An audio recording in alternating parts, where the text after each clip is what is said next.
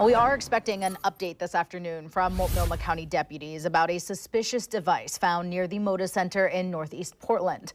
I was on scene there a couple of hours ago to cover this breaking news.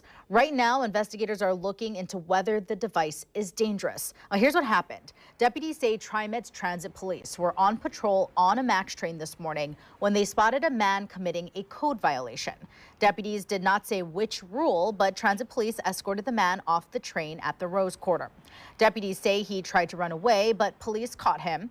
And when they searched him, deputies say police spotted a cylindrical device in one of his pockets. That's when deputies got suspicious.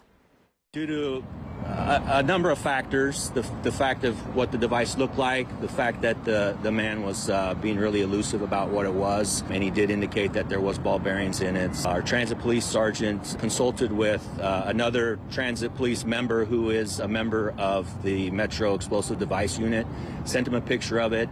They decided that they would page out the Metro Explosive Device Unit just really in an abundance of caution.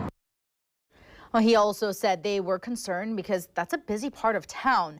Plus, the Moda Center is getting ready to host men's NCAA basketball games in just a couple of days.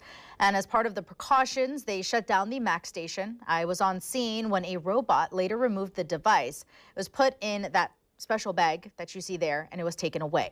The Rose Quarter Transit Center is now back open. The MAX Yellow Line is also running again. Deputies say the device will be disposed and investigators will try to determine what it really is. They say they'll update us as soon as they figure that out.